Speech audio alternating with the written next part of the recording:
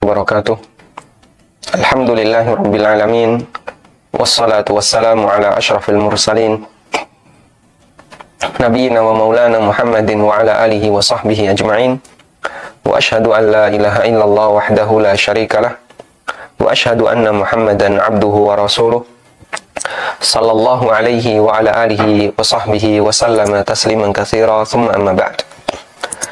Alhamdulillah, kembali kita akan melanjutkan pelajaran kita dengan membahas buku pengantar ilmu waris, dan insya Allah kita akan masuki bab yang baru, bab yang ke-9, yaitu hukum menunda pembagian warisan. Di bab ini merupakan kebalikan dari bab sebelumnya.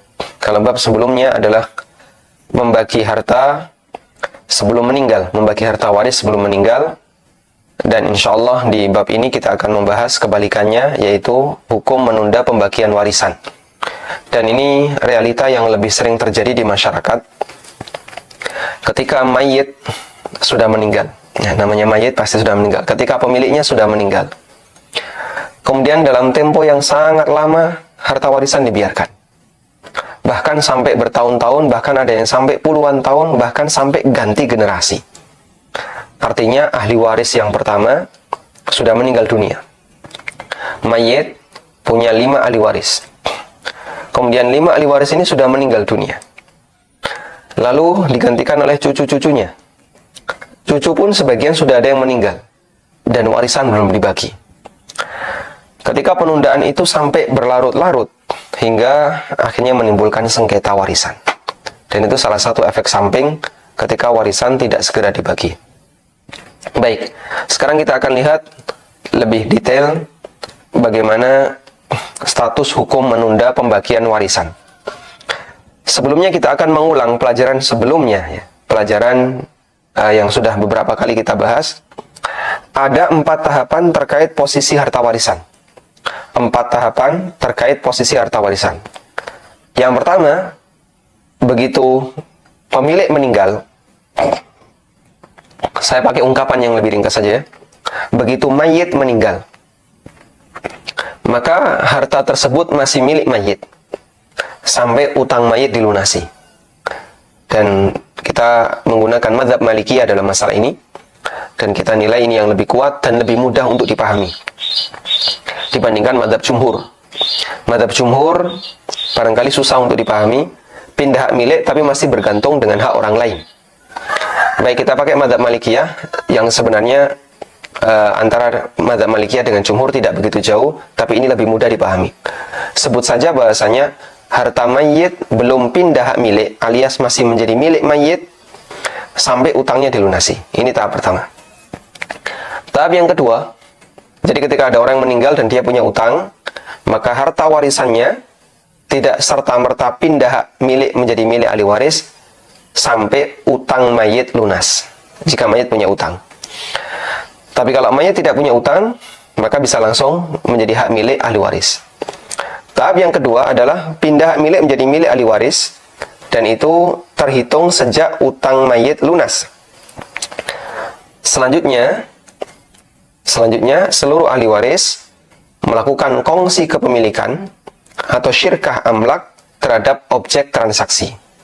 Ini keliru ya, berarti bukan objek transaksi ini. Objek warisan. Bagi Anda yang punya buku, di halaman 110 bisa diganti objek warisan, bukan objek transaksi. Tayyib. Ketika utang mayit sudah lunas, maka para ahli waris mereka kongsi kepemilikan atau melakukan syirkah amlak terhadap objek warisan. Tahapan yang ketiga adalah pembagian jatah masing-masing ahli waris. Setelah dilakukan pembagian sehingga diketahui masing-masing jatahnya, istri dapat sekian, anak dapat sekian, orang tua dapat sekian, saudara dapat sekian jika saudara dapat karena tidak ada anak yang menghalangi atau tidak ada orang tua. Dan itu sifatnya hanya penegasan jatah masing-masing. Sampai di sini masing-masing ahli waris belum bisa belum bisa menerima masing-masing jatahnya karena objeknya masih objek yang utuh, yang tidak liquid. Baru tahapan yang keempat adalah serah terima. Penyerahan harta warisan kepada masing-masing ahli waris. Ini bagian paling akhir, sehingga harta masing-masing ahli waris bisa dipisahkan dari harta ahli waris yang lain. Dan kalau bentuknya tanah, maka nanti pecah sertifikat. Kalau bentuknya properti, nanti dicairkan, kemudian salah satu menggantikan hak yang lain, dan seterusnya. Dari keempat tahapan ini, kita bisa memberikan rincian untuk masalah menunda pembagian warisan. Kita bisa berikan rincian untuk masalah menunda pembagian warisan. Baik, kita ulang ya. Masih menjadi hak milik mayit jika utangnya belum lunas. Kemudian pindah hak milik menjadi milik ahli waris jika utangnya sudah dilunasi. Tapi terkadang di bagian ini tertunda lama, sehingga warisan itu dibiarin, nggak dibagi-bagi, tertunda dalam waktu yang sangat lama. Bisa sampai tahunan, bahkan bisa sampai puluhan tahun. Kemudian dilakukan penegasan pembagian untuk menentukan jatah masing-masing. Kamu punya sekian, punya sekian, punya sekian. Dari situ nanti masing-masing ahli waris bisa mengetahui nilainya. Oh, saya punya sekian persen dari objek ini. Saya punya sekian persen dari objek ini. Masing-masing ahli waris tahu nilainya. Yang keempat adalah penyerahan harta warisan kepada masing-masing ahli waris. Dan itu memisahkan antara hak satu ahli waris dengan ahli waris yang lain. Nah, untuk teknis yang keempat, ini sebenarnya diserahkan kepada masing-masing ahli waris. Karena ini berbicara masalah teknis. Syariat memberikan kebebasan bagi para pemilik ahli waris terkait jenis yang keempat. Jenis yang keempat ini bisa dilakukan dengan cara pecah sertifikat. Atau bisa juga dilakukan dengan cara akuisisi. Sebagian ahli waris membeli hak ahli waris yang lain. Atau misalnya dengan cara yang lain, dijual ke orang lain, kemudian nanti hasil penjualannya dibagi sesuai dengan porsi. Ada banyak teknis di situ, dan itu dikembalikan kepada kesepakatan ahli waris. Baik, sekarang kita akan melihat bagaimana hukum menunda pembagian warisan. Pertama, menunda pembagian warisan karena utang mayit belum lunas atau karena belum ditunaikan wasiatnya. Penundaan karena sebab ini diajarkan dalam Al-Quran, sebagaimana yang Allah firmankan di surat An-Nisa 11 dan 12. Setelah Allah menjelaskan tentang pembagian waris, Allah mengatakan, "Min ba'di wasiyatin yusi biha audain." Warisan itu dibagi setelah ditunaikan wasiat dan ditunaikan utang. Setelah Allah menjelaskan jatah masing-masing ahli waris, Allah menegaskan bahwa pembagian jatah itu dilakukan setelah ditunaikan wasiat dan dibayarkan utang mayit. Sehingga penundaan seperti ini disyariatkan dan harus dilakukan. Tidak boleh dibagi waris sebelum utang mayit diselesaikan.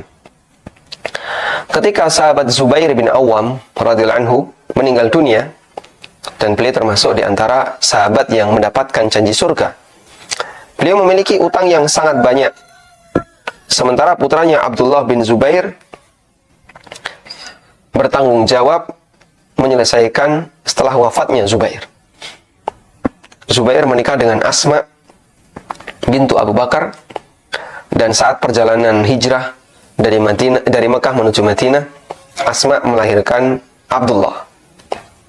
Sehingga Abdullah adalah anak pertama yang lahir ketika hijrah. Abdullah bin Zubair khawatir ada orang yang belum mengetahui berita wafatnya Zubair bin Awam, sehingga Abdullah umumkan di musim haji selama 4 tahun. Masya Allah. Berarti di situ dilakukan penundaan pembagian warisan selama 4 tahun. Diumumkan selama 4 musim haji. Siapa yang punya utang kepada ayahku, silakan menghubungi saya. Siapa yang punya utang kepada ayah saya Zubair, silakan menghubungi saya. Diumumkan selama 4 musim haji. Disampaikan di halayak, siapa yang pernah memberi utang kepada Zubair hendaknya melapor kepada anaknya. Dan Abdullah baru membagi warisan Zubair setelah semua utang ayahnya lunas. Radhiyallahu anhu arda. Semoga Allah meridai mereka semua. Yang itu menunjukkan bagaimana semangat mereka untuk menyelesaikan utang sebelum dilakukan pembagian warisan. Baik, kita catat ini bahwa menunda pembagian warisan sampai menyelesaikan semua utang mayit disyariatkan dalam agama kita. Dan itu boleh memakan waktu beberapa tahun, sehingga bisa dipajang pengumuman, siapa yang pernah memberi utang kepada ayah, kepada ibu, silahkan lapor ke anaknya, nanti diselesaikan oleh anaknya. Yang kedua, penundaan pembagian jatah masing-masing ahli waris. Sehingga di sini adalah penundaan di poin yang ketiga. Penundaan di poin yang ketiga, dan ini yang paling sering ya. Jadi setelah utang mayit diselesaikan, maka objek itu menjadi objek milik bersama. Nah, ketika objek itu menjadi milik bersama, belum jelas nih. Ibu dapat berapa, kemudian istri dapat berapa, ayah dapat berapa, anak dapat berapa, belum jelas. Masih bias. Artinya mereka kongsi kepemilikan. Nah, objek seperti ini disebut dengan al-mal al-musya', objek musya', yaitu objek yang dimiliki oleh beberapa orang dan belum ditegaskan hissah, jatah masing-masing. Penundaan semacam ini pada asalnya tidak boleh dilakukan kecuali karena dua alasan. Yang pertama, ada uzur syar'i. Alasan yang pertama adalah ada uzur syar'i.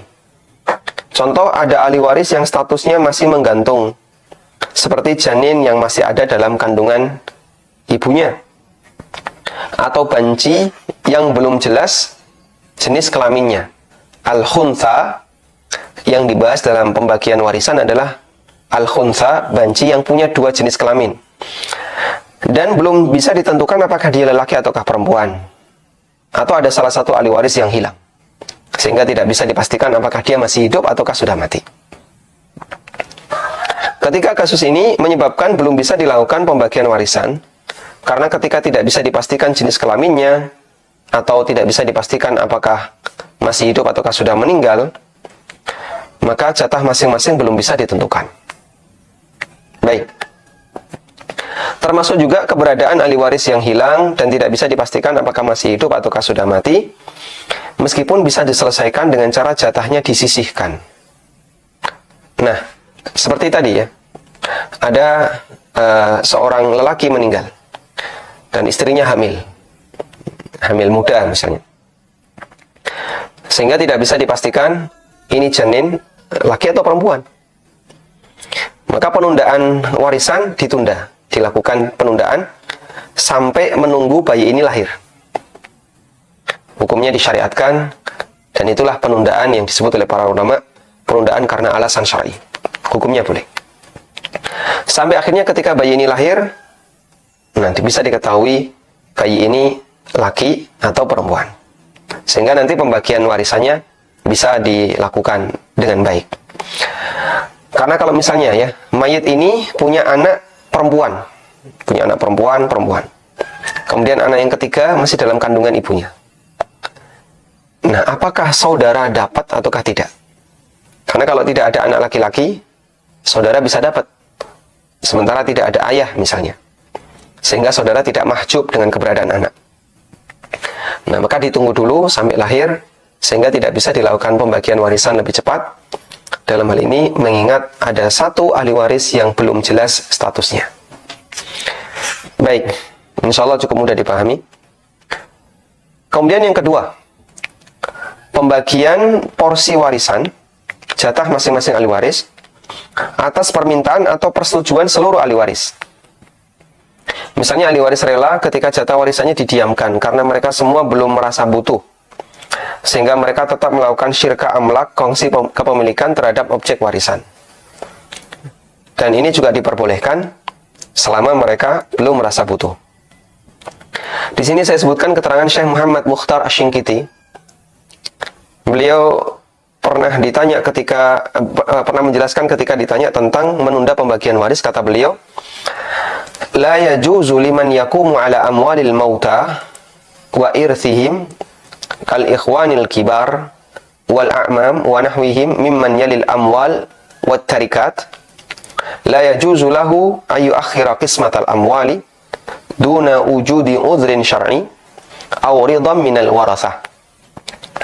Tidak boleh bagi orang yang mengurus harta warisan seperti kakak tertua atau paman atau yang lainnya yang dia mengurus harta warisan tidak boleh mengakhirkan pembagian harta waris tanpa udzur syar'i atau tanpa kerelaan dari ahli waris.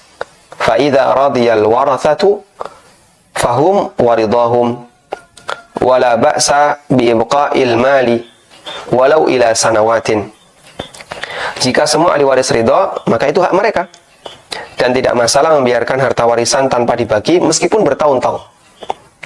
Ya. Walau ila sanawatin, meskipun bertahun-tahun. Madama annahum radu bidzalika fal malu maluhum. Selama mereka ridha, karena harta itu adalah harta mereka. Sehingga penundaan untuk fase yang ketiga tadi ya, dilakukan penegasan kamu dapat berapa, itu kan butuh kumpul bareng ya. Butuh kumpul bareng. Penundaan di sini boleh selama ada uzur syar'i atau seluruh ahli waris ridha. Tayyib. Fal malu maluhum, karena harta itu adalah harta mereka sehingga terserah mereka. Nah, bahkan andaikan mereka mengendaki sudah dibuat utuh saja, kita sewakan, nanti hasilnya kita bagi bareng, silahkan. Yang ketiga, penundaan penyerahan harta warisan kepada masing-masing ahli waris. Nah, yang ketiga ini berarti penundaan di tahapan yang keempat. Penundaan serah terima setelah dilakukan pembagian. Sehingga sudah diketahui si A dapat sekian, B dapat sekian, C dapat sekian. Nah, sekarang dilakukan penundaan dalam arti penundaan serah terima.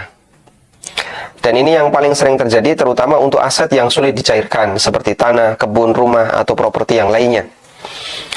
Sehingga adanya penundaan dalam kasus ini adalah hal yang wajar dan hampir dialami oleh banyak orang.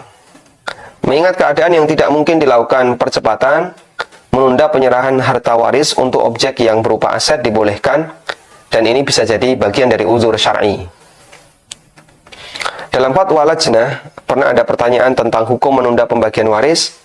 Sampai beberapa tahun, jawaban lajnah, la yajuzu iddikharuha anit tauzi' illa li udhrin syar'i. Tidak boleh menyimpan dan menunda pembagiannya kecuali bila ada uzur syar'i. Uzur syar'i itu bisa maknanya secara urf, secara kebiasaan masyarakat, ini sulit untuk dilakukan. Misalnya tadi ya, warisannya dalam bentuk aset. Warisan dalam bentuk aset ini kalau mau dicairkan, nah nunggu lama. Apalagi tanah itu kalau masih letter C, nanti proses ke sertifikat. Setelah sertifikat, nanti apalagi misalnya tahapan berikutnya adalah pecah sertifikat, yang sebelumnya didahului dengan pernyataan kematian pemiliknya, harus ada surat kematian, kemudian naik ke mana, ke BPN atau kemana, baru dilakukan pecah sertifikat. Nah, ketika dilakukan pecah sertifikat, butuh waktu yang lama. Kadang ahli waris nggak punya dana, nggak punya uang untuk melakukan pecah sertifikat, akhirnya tertunda lagi. Baik. Makanya masalah teknis seperti ini diserahkan kepada masing-masing ahli waris.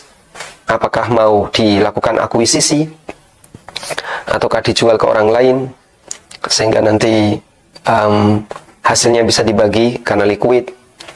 Nah, itu kembali kepada kesepakatan masing-masing. Tayyib. Kemudian saya sebutkan solusi untuk kasus yang ketiga. Solusi untuk kasus yang ketiga.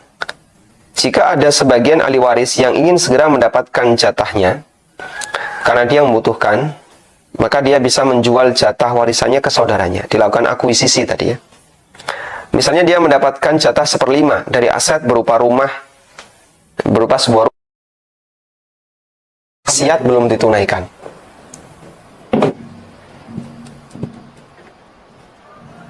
Sehingga ini harus disisihkan dulu sebelum dilakukan bagi waris. Sebagaimana yang Allah tegaskan dalam Al-Quran, mim ba'di wasiyatin yusi biha audainin, bahwa warisan itu baru dibagi setelah ditunaikan wasiat dan dilunasi utang. Adanya penundaan di sini disyariatkan dan harus diselesaikan dulu. Harus diselesaikan dulu. Sudah? Nah, untuk wasiat kemarin sudah kita bahas. Di situ maksimal adalah 1/3 dari total harta, total warisan. Baik, insya Allah kita paham ini ya. Sehingga jika total harta yang ditinggalkan oleh mayit kemudian ditunaikan utang, ternyata misalnya mayit pernah berwasiat, dulu sudah pernah kita kasih contoh, ada total harta 100 juta, mayit berwasiat sepertiganya, 30 juta sebagai wasiat. Ternyata ketika mayit mati, sebelum mayit itu mati, dia tidak cerita kalau dia punya utang. Ternyata ada orang yang nagih utang senilai 50 juta. Nah, berarti berapa warisannya? Berapa warisannya? Kita bawa ke sini ya. Warisannya adalah pertama, lunasi utang. Tidak serta-merta 100 juta itu menjadi hak milik ahli waris. Ini ada hak orang lain, lunasi dulu. Sehingga 100 dikurangi 50. Sudah? Sisa 50. Sisa 50 digunakan untuk menunaikan wasiat. Tunaikan wasiat sepertiga. Tunaikan wasiat sepertiga. Sehingga di situ dihitung sepertiga kali 50.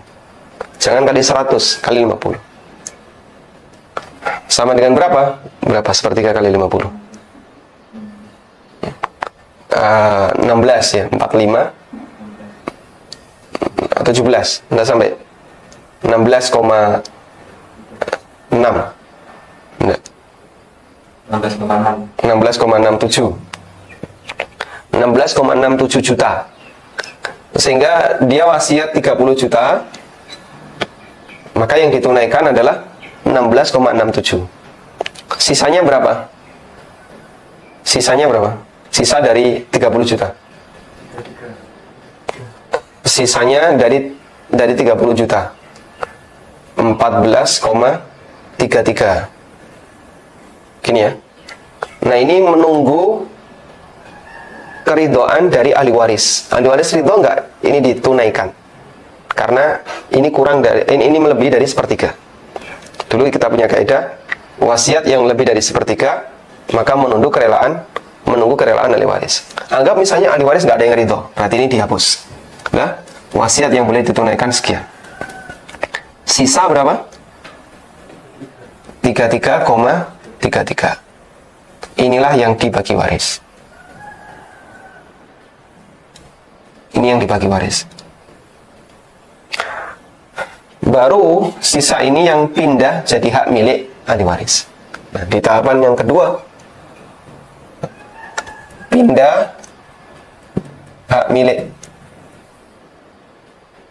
jadi milik ahli waris. Nah, untuk tahapan yang kedua ini terjadi setelah utang mayit lunas. Setelah lunas utang mayit.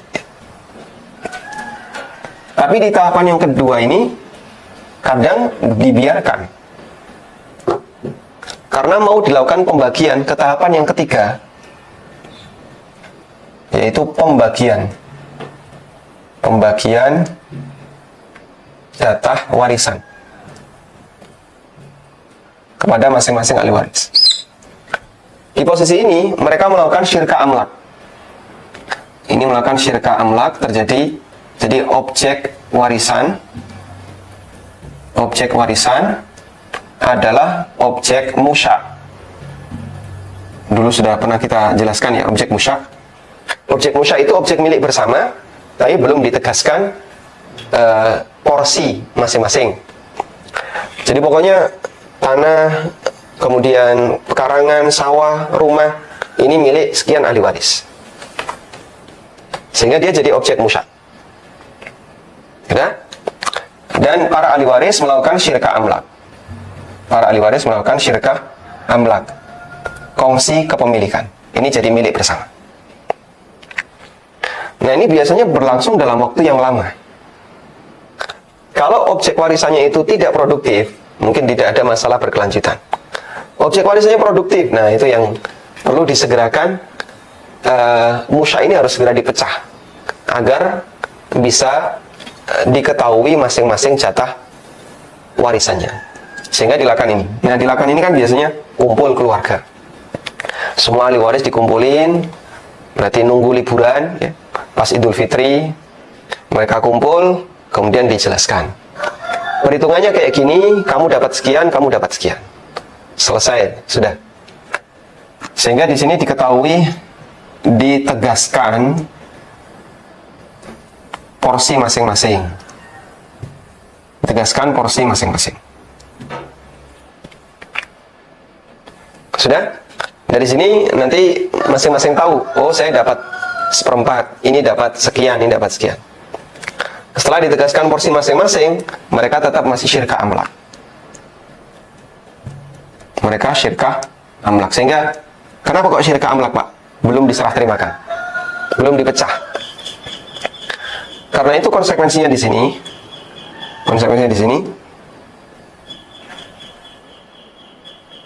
jika objek waris menghasilkan, dia produktif ya. Jika objek waris itu menghasilkan, maka hasil dibagi sesuai porsi waris. Sesuai porsi waris. Nah, kita ingatkan ya. Biasanya istri yang dia merasa keberatan. Loh kok diserahkan ke orang lain? Saya kan butuh nafkah. Ya, misalnya contoh kasusnya ya. Ini punya dia istrinya A, semua anaknya perempuan. Ini perempuan. Yang ini SMA, ini SMP, SD, TK. Ketika A ini mati, ya, A meninggal, maka ahli warisnya yang tercantum di sini plus saudaranya A. Saudaranya A ada B, C, D misalnya. Nah, ketika A meninggal dunia, dia meninggalkan harta warisan berupa sebuah ruko yang disewa. Nah, ini kan yang jadi andalan untuk nafkah anak-anaknya ini. Nafkah istri dan anak. Padahal di situ ada B, C, D yang mereka berhak untuk dapat warisan. Maka dilakukan pembagian ini, ditegaskan porsi masing-masing, lalu mereka melakukan syirkah amlak, dan ketika itu menghasilkan, maka hasil dibagi sesuai porsi waris. Hasil dibagi sesuai porsi waris. Nah, saat ini menghasilkan, maka hasil dibagi. Istri dapat 1/8. 4 anak perempuannya dapat 2/3. Sisanya, ini kalau misalnya ini laki-laki, perempuan, laki-laki, sisanya dikasihkan ke sini. Sisanya berapa itu?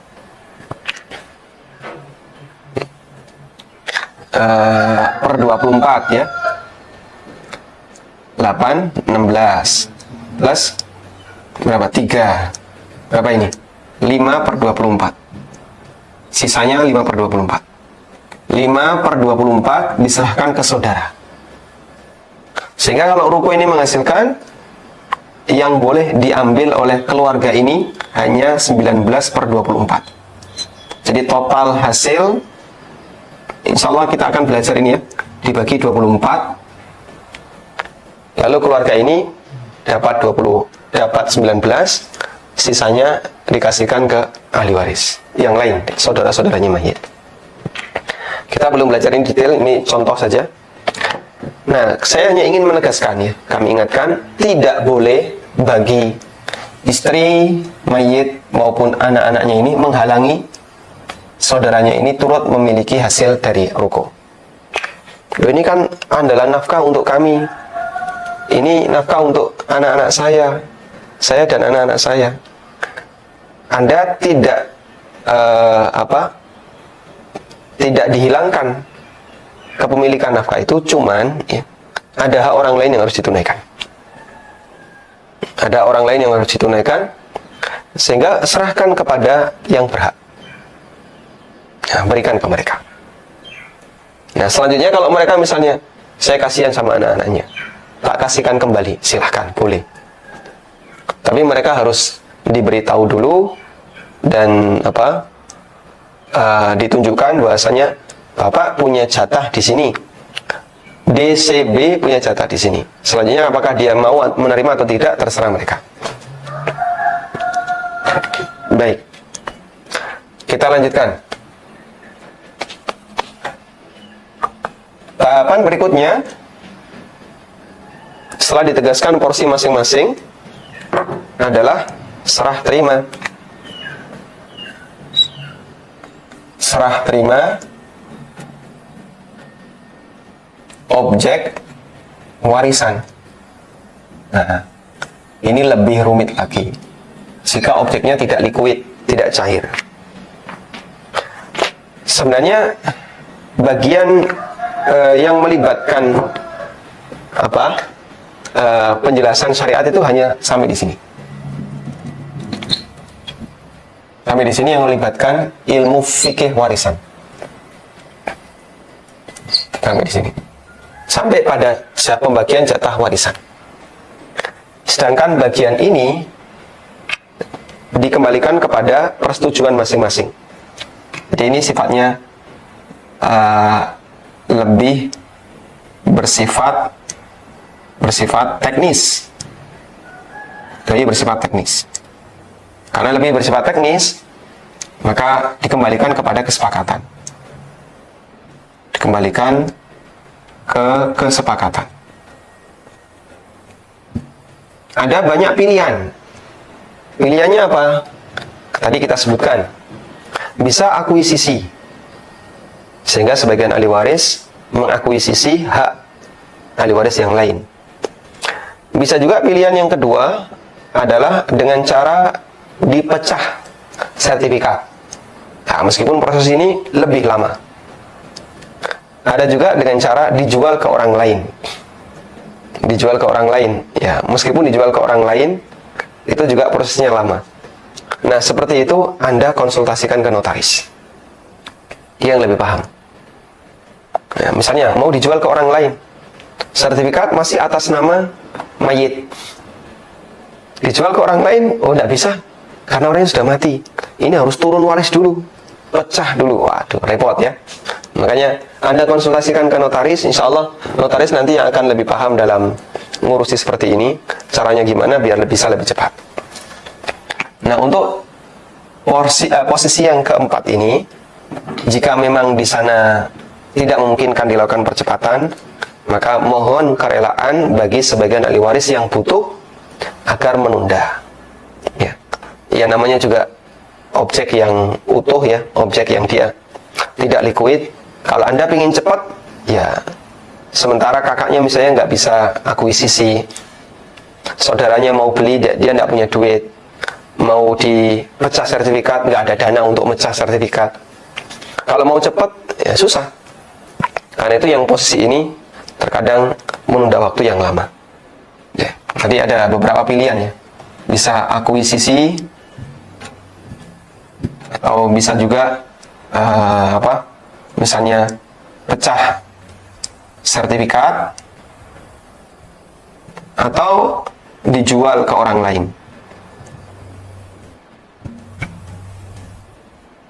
Dan ini semuanya kembali kepada kesepakatan para ahli waris, karena ini sifatnya lebih ke arah teknis. Bagaimana caranya dalam mengatur pemecahan seperti ini. Wallahu ta'ala alam. Baik. Kemudian di lanjutan pembahasan, saya sebutkan kasus munasakhat. Kasus munasakhat itu adalah kasus di mana ahli waris belum dibagi atau warisan belum dibagi sampai ada ahli waris yang sudah meninggal. Munasakhat adalah kejadian di mana warisan tertunda untuk dibagi hingga ada ahli waris yang meninggal. Misalnya, si A memiliki 4 anak, PQRS, yang semuanya telah berkeluarga dan memiliki anak. 2017 si A meninggal dunia. Pembagian warisan ditunda hingga 2019. Pembagian warisan ditunda hingga tahun 2019 si P, anak pertama, meninggal. Tahun 2020 warisan baru dibagi. Seperti inilah kasus munasakhat di mana si A meninggal, ada warisan yang menjadi hak semua anaknya, namun belum dibagi sampai si P meninggal. Di tahun 2020 warisan si A dibagi, sehingga jatah si P dari si A akan diserahkan ke istri dan anaknya P. Ya. Mengenai teknis perhitungannya, insya Allah akan kita kaji di pembagian atau di pembahasan cara menghitung waris. Jadi munasakhat ada di buku ini, tapi itu bagian akhir ya, termasuk di antara pembahasan yang cukup rumit. Nanti ada di halaman 197, kasus munasakhat ada 3 macam. Kasus munasakhat ada 3 macam. Disitulah kita akan membahas tentang bagaimana jika warisan belum dibagi sampai ada ahli waris yang sudah meninggal dunia. Wallahu ta'ala alam.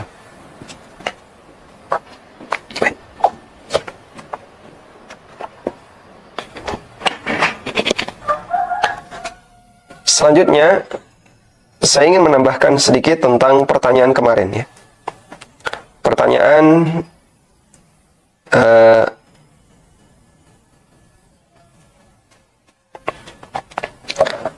ketika ada orang yang meninggalkan harta haram dan itu menjadi harta warisan, bolehkah ahli waris memilikinya?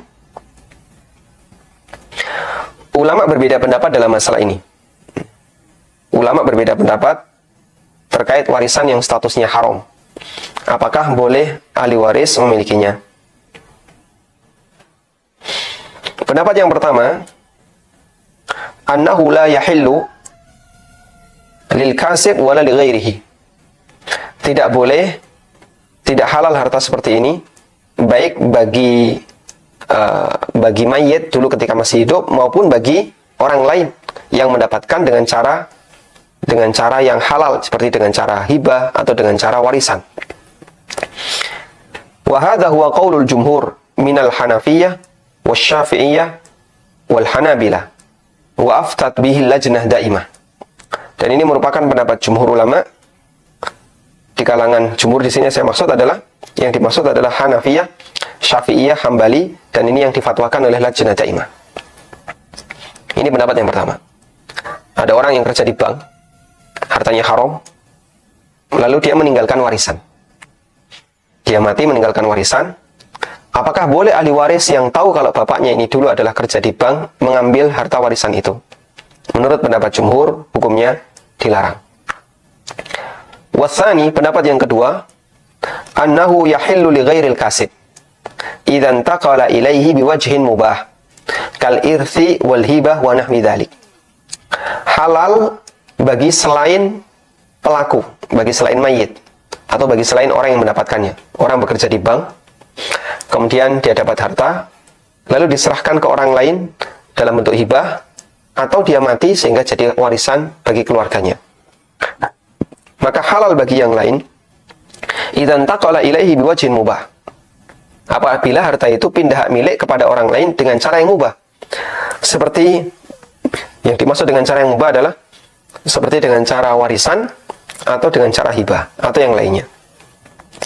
Wa hadza huwal mu'tamad indal malikiyah wa qawlu ba'dil hanafiyah wa qawlu Hasan al-Basri wa Zuhri wa ikhtarahu Syekh Ibnu Utsaimin rahimahumullah.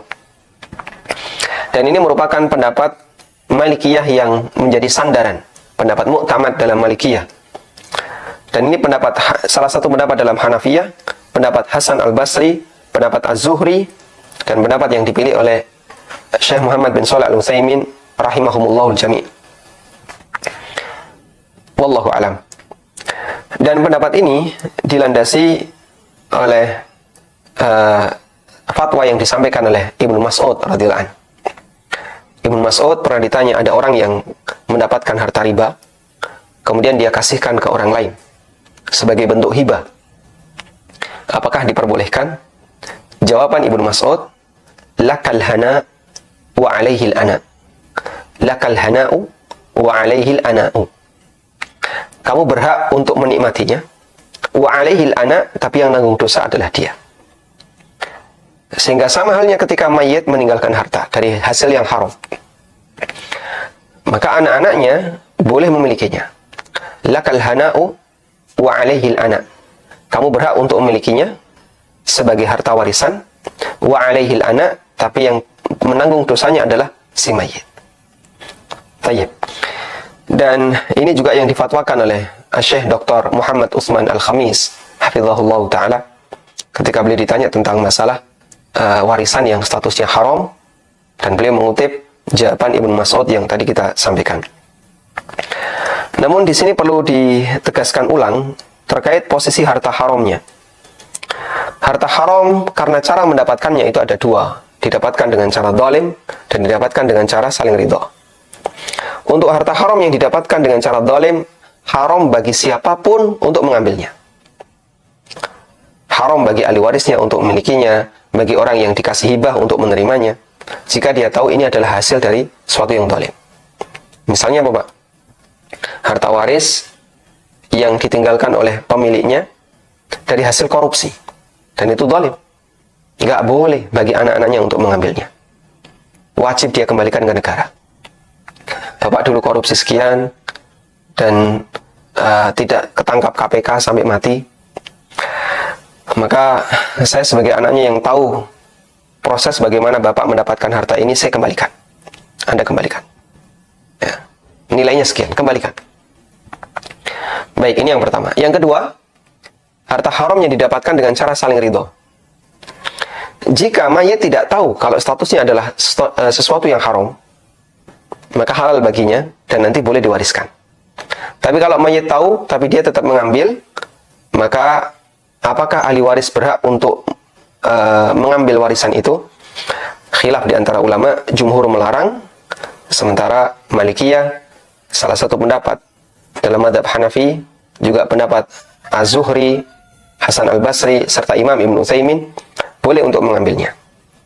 Wallahu ta'ala alam. Ada khilaf dalam masalah ini, dan ketika saya menyampaikan ini, saya sebutkan khilaf atau penjelasan dari masing-masing ulama. Selanjutnya Anda bisa menilai mana dari dua pendapat ini yang lebih mendekati. Tapi kalau kita merujuk kepada keterangan Ibnu Mas'ud, berarti pendapat yang lebih mendekati adalah pendapat Malikiyah yang membolehkan bagi ahli waris untuk menerima harta warisan tersebut meskipun berasal dari harta yang haram, dengan satu ketentuan, haramnya adalah haram yang didapatkan dengan cara saling ridho, bukan haram karena kezaliman. Wallahu ta'ala alam. Demikian yang bisa kita sampaikan. Semoga menjadi materi yang bermanfaat. Dan kembali mengingatkan, untuk pembahasan berikutnya kita akan membaca sebuah hadis Nabi SAW yang mengingatkan tentang bahaya mengambil hak ahli waris yang lain, yang disebut oleh Rasulullah SAW sebagai bentuk memakan bara api neraka. Wallahu ta'ala alam. Wa sallallahu ala nabiyyina Muhammadin wa ala alihi wa sahbihi wa sallam, wa akhiru da'wana alhamdulillahi rabbil alamin.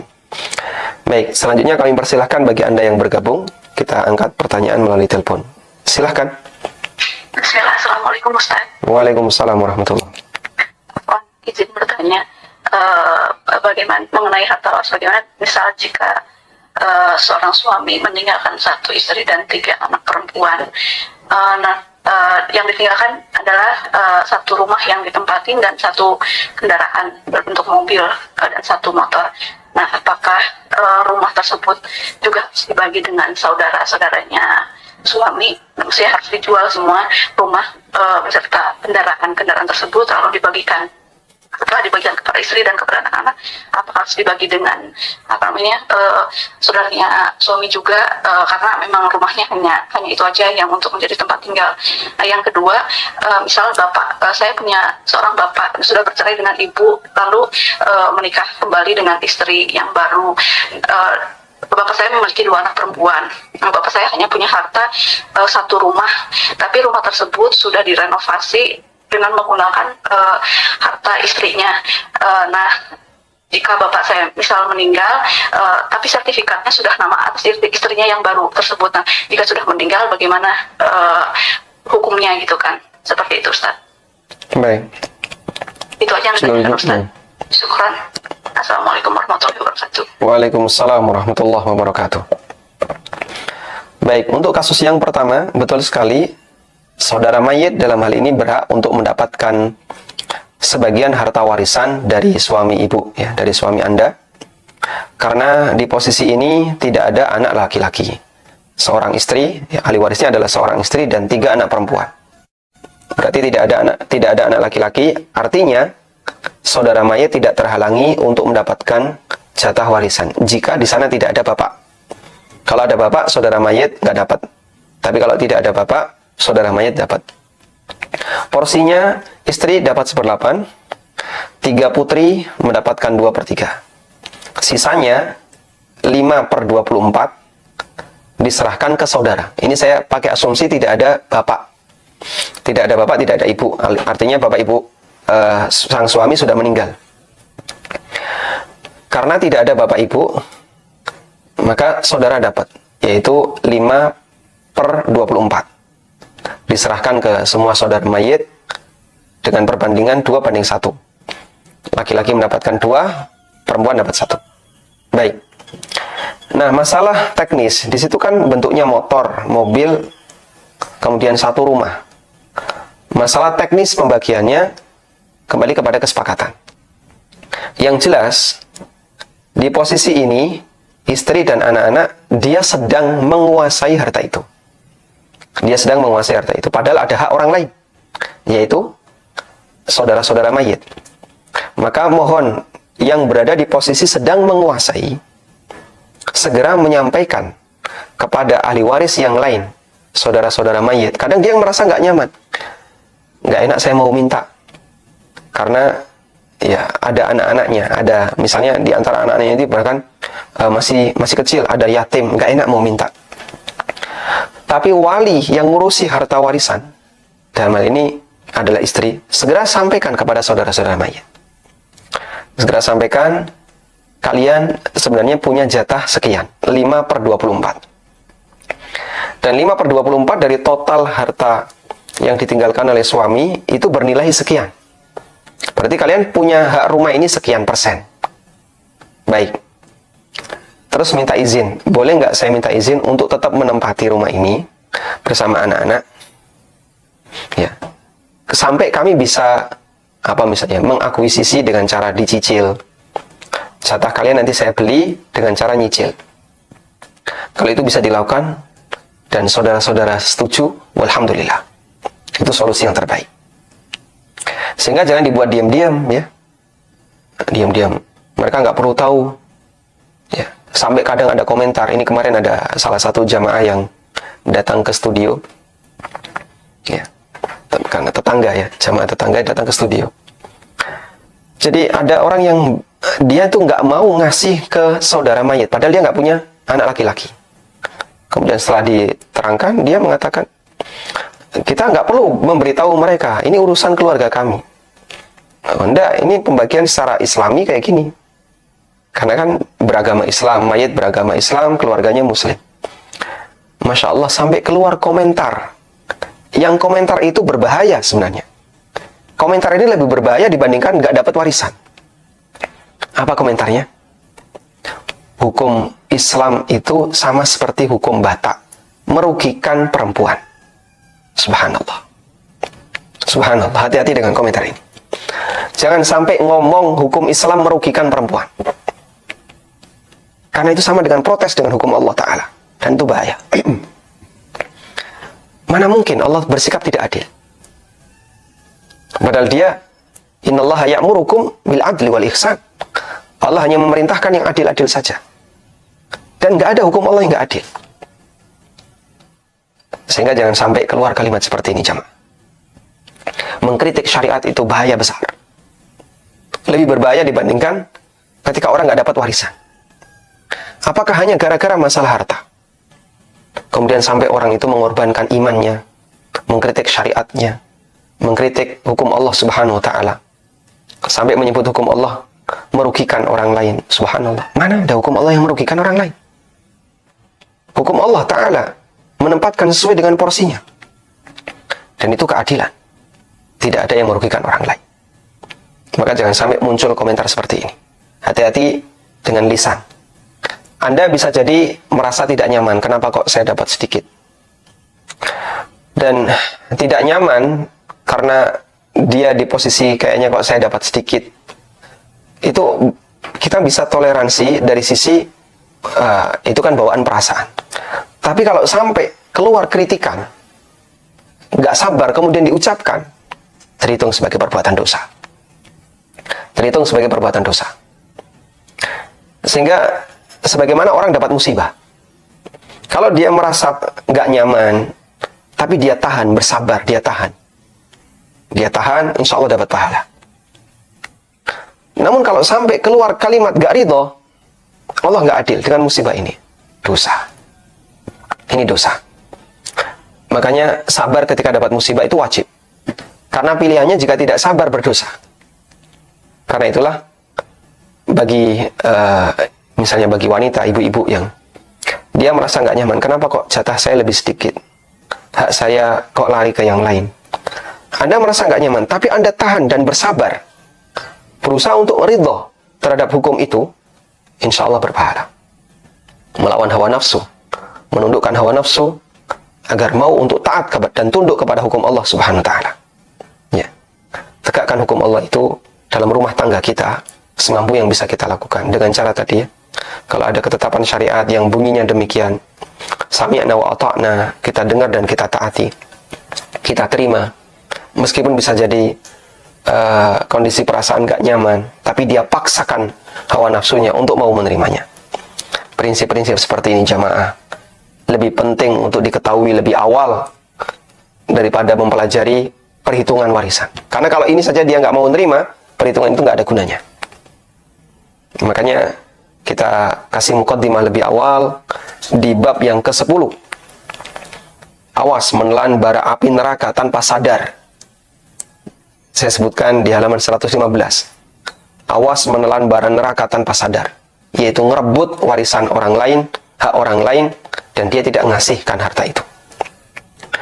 Maka di posisi sebagai penguasa, baik Anda sebagai ibu, ya, sebagai istri mayit, atau sebagai saudara mayit, sebagai anak tertua, sebagai ini, tolong jangan diamkan warisan dengan maksud karena tidak ingin ada sebagian hak yang dikuasai oleh orang lain. Segera disampaikan ke mereka, kalau pengen pembagian warisan, saya menerima, saya terbuka, silahkan mau kumpul kapan, nanti kita bagi. Nah, masalah proses pencairan yang menunggu waktu lama, ya masing-masing harus toleransi dalam hal ini. Karena objek yang tidak liquid, objek yang utuh, properti, tidak bisa dicairkan sewaktu-waktu. Nah, itu ditoleransi. Wallahu a'lam. Nah, kemudian yang kedua, ada suami istri yang suaminya menikah lagi, ya, kemudian sang bapak sudah punya 2 putri. Warisannya adalah berupa rumah, dan rumah itu sudah direnovasi dengan menggunakan harta istri yang kedua, dan sertifikat sudah atas nama istri yang kedua. Apakah putrinya juga dapat? Putrinya dapat, karena harta warisan tetap warisan dan ahli waris tetap berhak mendapatkannya, meskipun atas namanya dialihkan ke yang lain. Sehingga di sini perlu ditegaskan kepada bapak, apakah rumah itu dihibahkan ke istrinya? Kalau tidak, maka anak dapat. Dan kami berharap jangan sampai itu dihibahkan jika masih ada ahli waris yang dia punya harapan besar untuk dapat jatah warisan bapaknya. Terus bagaimana dengan biaya renovasi? Ya, biaya renovasi tetap dihargai, dinilai. Karena tanah tetap jadi milik bapak, sehingga nanti ketika dibagi waris, dihargai tanah berapa, rumah ini berapa, renovasi dulu biaya berapa, digantikan. Selanjutnya dibagi waris, istri dapat 1/8, kemudian 2 putri dapat 2/3, sisanya 5/24 diserahkan kepada saudara mayit. Wallahu a'lam. Nah, baik, silakan. Assalamualaikum Ustaz. Waalaikumsalam warahmatullah. Silakan Bapak. Ya Ustaz, saya mau tanya mengenai penjelasan itu ajar yang kemarin Ustaz, materi yang kemarin mengenai hibah. Jadi yang saya mau tanya gini Ustaz, misalkan ada seorang bapak dan punya beberapa anak, tapi salah satu anaknya kafir dan sudah meninggal. Itu apakah si anak yang kafir tadi, yang sudah meninggal tadi juga tetap berhak mendapatkan hibah gitu Ustaz? Nah, dan kemudian kalau misalkan ahli waris dari anak yang kafir itu adalah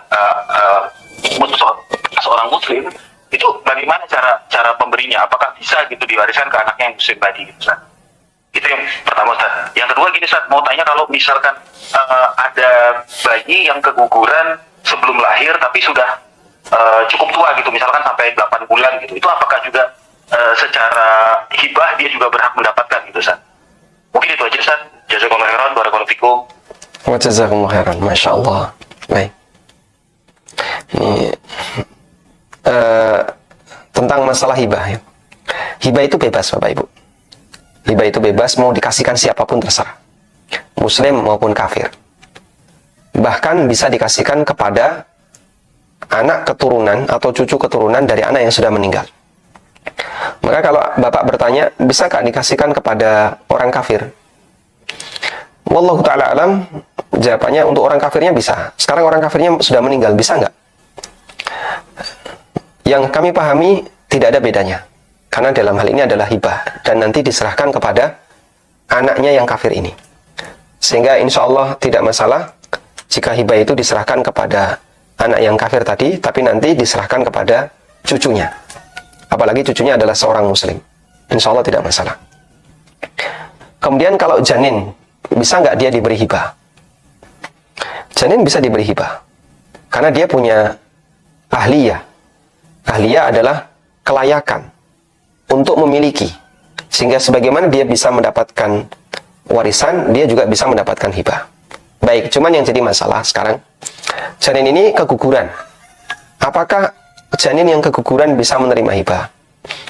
Saya mohon waktu untuk mempelajari ini. Kapan batasan janin yang bisa menerima pemberian orang, baik berupa warisan maupun hibah? Apakah batasannya adalah lahir dalam kondisi hidup, ataukah batasannya sudah pernah ditiupkan ruh? Nah, nanti saya mohon waktu. Saya tidak tahu tentang batasan ini, apakah sejak ditiupkan ruh ataukah lahir dalam kondisi hidup. Kalau batasnya adalah sejak ditiupkan ruh, maka dia bisa menerima. Ternyata dia keguguran di usia 8 bulan. Harta hibahnya itu nanti diberikan kepada ahli warisnya, ibunya, kemudian saudara-saudaranya, bapaknya juga dapat. Ya. Kemudian yang kedua, jika ternyata batasannya adalah lahir dalam kondisi hidup, maka hibah itu tidak berlaku. Dan ketika hibah tidak berlaku, kembali menjadi harta warisan, karena itu asal. Asalnya adalah dia jadi harta warisan. Jika dijadikan hibah tidak berlaku, kembali kepada jadi harta warisan. Wallahu ta'ala alam. Baik. Baik, silahkan. Assalamualaikum Ustaz. Waalaikumsalam warahmatullahi. Ana dengan Abdullah Ustaz, mau bertanya mengenai hibah nih Ustaz. Jadi kakek ya, kakek dari ibu itu dulu itu orang-orang zaman dulu kan mereka memberikan rumah kepada anak-anaknya masing-masing ya. Kamu ini, kamu ini, kamu ini gitu kan. Nah, dan pada waktu itu ketika memang sudah diberikan anak-anak itu, termasuk ibu anak itu sudah kemudian memanfaatkan rumah tersebut. Waktu itu ibu anak itu dengan disewakan, jadi sudah diberikan masing-masing. Nah, yang ingin ditanyakan Ustaz, ketika pemberian yang seperti itu, walaupun secara surat menyurat dokumentasi masih atas nama kakek ya, dan baru diurus oleh kaki cucu-cucunya saat ini, itu baru setelah orang tua meninggal, itu sebenarnya statusnya waktu itu memang sudah menjadi jadi hibah, sudah menjadi milik ibu, atau masih berupa harta warisan jadinya. Karena kalau harta warisan berarti kan harus ada pembagian seperti dulu ya. Sekarang permasalahan tidak ada permasalahan sama sekali sebenarnya ini akan bertanya hanya untuk memastikan karena ini kan setelah kami belajar kan jadi kan sedikit demi sedikit lebih tahu ya. Baik, dulu apakah dulu sudah ada serah terima Bapak? Serah terima dalam artian bahwa ya kalau saya dari cerita orang tua itu ya, kalau orang zaman itu kan istilahnya kalau orang tua bilang ini buat kamu buat itu kan udah seperti kayak instruksi resmi gitu istilahnya gitu ya.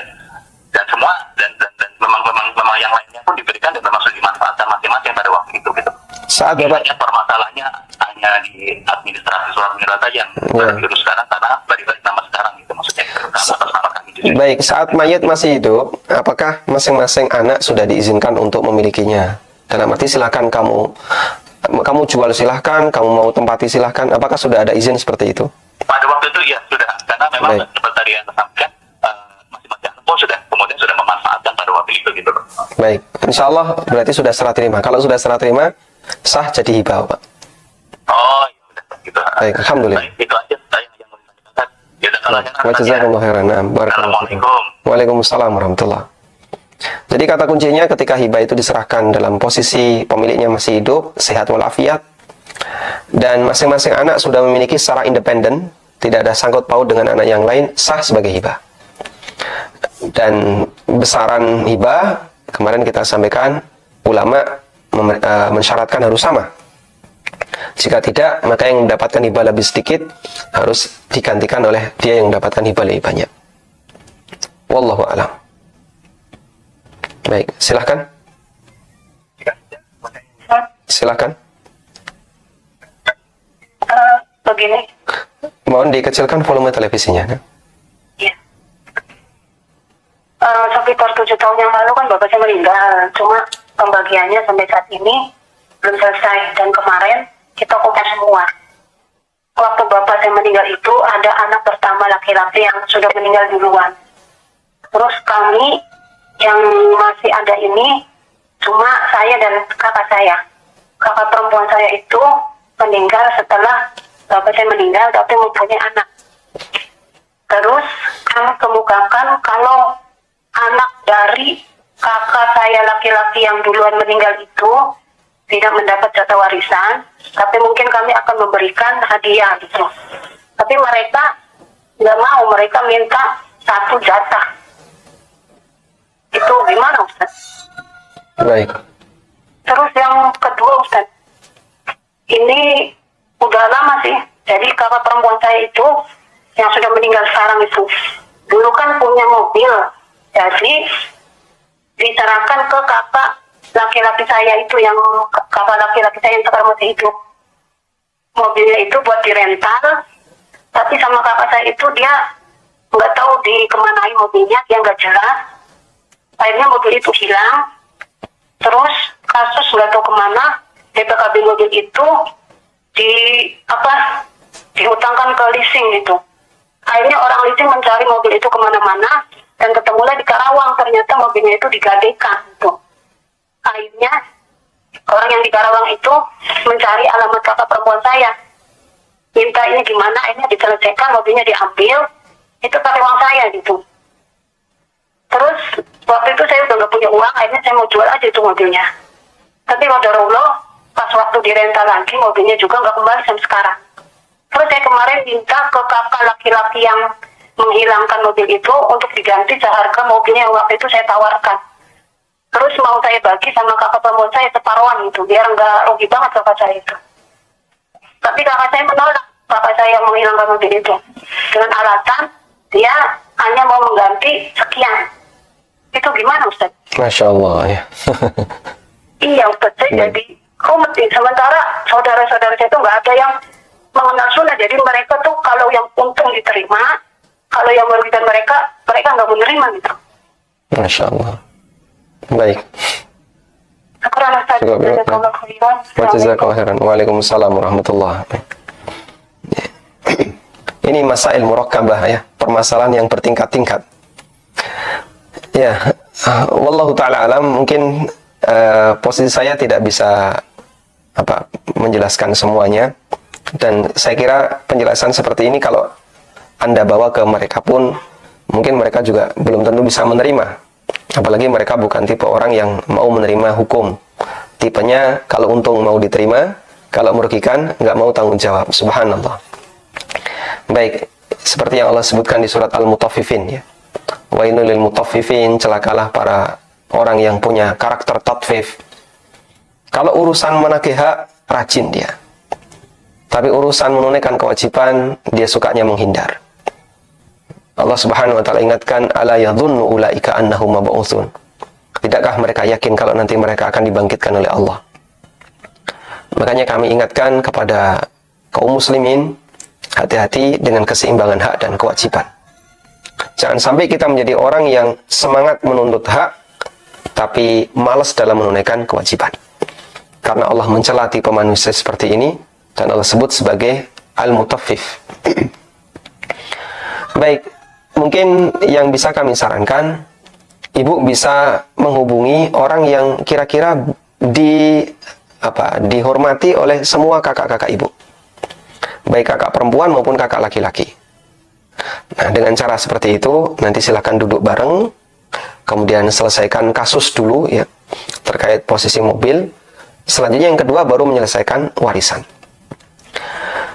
Di kondisi ketika kakak itu meninggal, ya, sebelum mayit, berarti dia nanti yang berhak dapat warisan adalah anaknya, cucunya. Dan insya Allah perhitungannya akan kita lakukan di bagian belakang.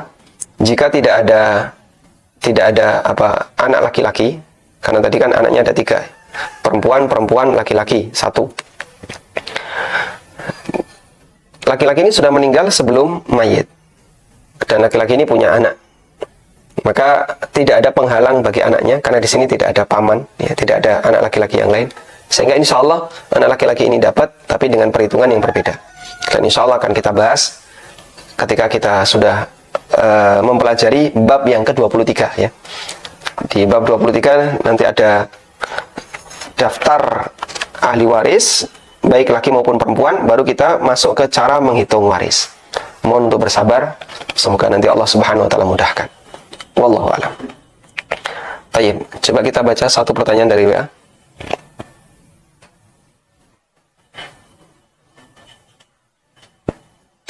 Bismillah, mohon izin bertanya.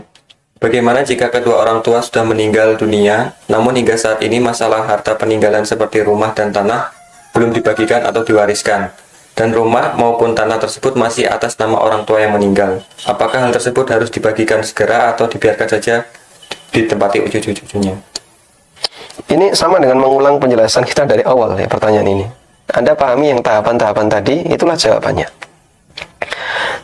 Sehingga yang perlu diketahui di situ adalah siapa penguasa warisan itu. 1. Penguasanya adalah anak pertama, dia yang ngurusi, dia yang tinggal di situ misalnya. Atau penguasanya anak yang kedua, dia yang ngurusi, dia yang tinggal di situ. Nah, selanjutnya anak ini yang menguasai ini undang saudara-saudaranya untuk melakukan pembagian porsi waris. Nah, kemudian ikuti tahapan-tahapan sebagaimana yang tadi kita sampaikan. Wallahu a'lam. Baik, silakan. Silakan, Bapak. Assalamualaikum, Ustaz. Waalaikumsalam warahmatullahi wabarakatuh. Wafikum barakallah, hayakallah. Begini, Ustaz. Anda punya saudara, Ustaz. Kebetulan saudara tersebut istrinya sudah meninggal, Ustaz. Kemudian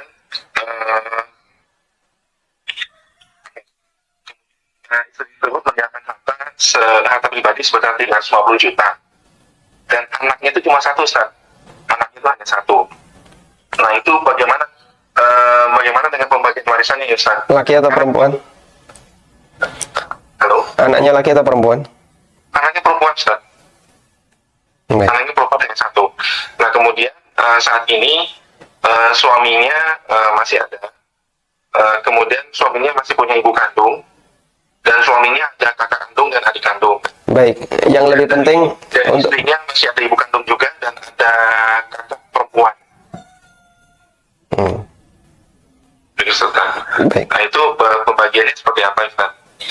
Kemudian yang kedua, Ustaz, kalau ini terjadi pada anak, Ustaz, kebetulan orang tua anak itu non muslim, lalu bapak sudah meninggal dan ibu tuh bermaksud untuk membagi-bagi hak peninggalan beliau. Nah, sebagai kebetulan anak itu anak pertama lagi, Ustaz, dan itu disuruh untuk istilahnya itu untuk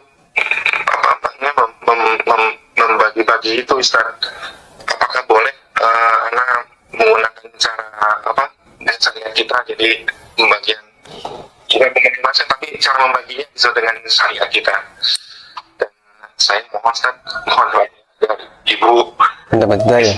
masuk agama Islam, Ustaz. Insyaallah. Allah yahdiha. Amin. Terima kasih, Ustaz. Ya. Assalamualaikum warahmatullahi wabarakatuh. Jazakallahu khairan. Waalaikumsalam warahmatullahi wabarakatuh. Barakallahu fikum. Pertanyaan Bapak insya Allah kami bahas di sesi akhir ya, karena di sini sudah berbicara masalah teknis perhitungan, tapi kita sudah bisa menangkap siapa saja ahli warisnya. Ahli warisnya adalah suami, beliau mendapatkan 1/4, kemudian putrinya, kemudian ibu mendapatkan 1/6, putrinya mendapatkan 1/2, dan sisanya ya diserahkan kepada kakak perempuan sebagai asobah ma'al ghair. Kakak perempuan karena cuma satu sebagai asobah ma'al ghair.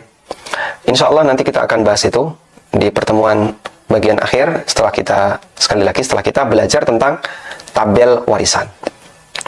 Baik, kemudian yang kedua, nah bagaimana dengan kasus yang kedua ini mungkin lebih relevan untuk ditanyakan di tahap ini.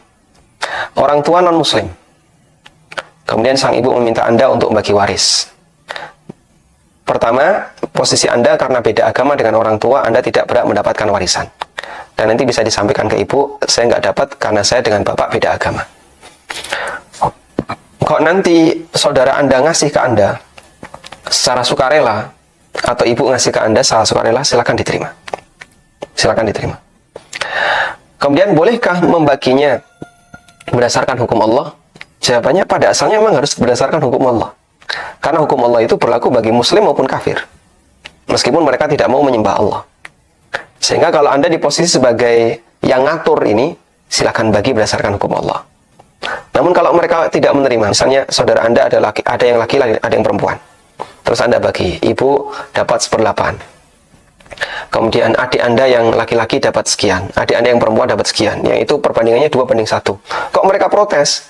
Loh, ini kok pembagiannya kayak gini? Nggak adil. Ya, karena mereka non-muslim, bisa jadi komentar seperti itu. Nggak adil misalnya. Ya Anda sampaikan, ya yang saya tahu caranya kayak gini. Kok mereka tetap nggak terima? Ya udah, itu urusan ke mereka. Silakan kalian bagi sendiri. Atau ibu misalnya merasa terlalu sedikit, dikasih 1/8. Mintanya lebih dari itu, 1/3, atau gono gini dulu, bagi setengah dulu. Baru nanti sisanya dibagikan ke anak. Dan dia nggak terima. Ya itu karena mereka tidak punya latar belakang hukum syariat. Anda bicara pakai dalil, mereka nggak terima. Ya sudah, serahkan kepada mereka. Selanjutnya silakan kalian bagi sendiri. Dan posisi Anda sudah tidak ikut campur. Yang jelas Anda sudah menyatakan tidak menerima warisan karena beda agama. Sehingga tidak masalah Anda bagi sesuai hukum syariat Islam. Kalau mereka mau menerima, alhamdulillah. Kalau tidak, itu urusan mereka. Wallahu ta'ala alam. Demikian yang bisa kita sampaikan. Semoga menjadi kajian yang bermanfaat. Wassallallahu ala nabiyyina Muhammadin wa ala alihi wa sahbihi wa sallam. Wa akhiru da'wana anilhamdulillahi rabbil alamin. Subhanakallahumma wa bihamdika asyhadu an la ilaha illa anta astaghfiruka wa atubu ilaik. Wassalamualaikum warahmatullahi wabarakatuh.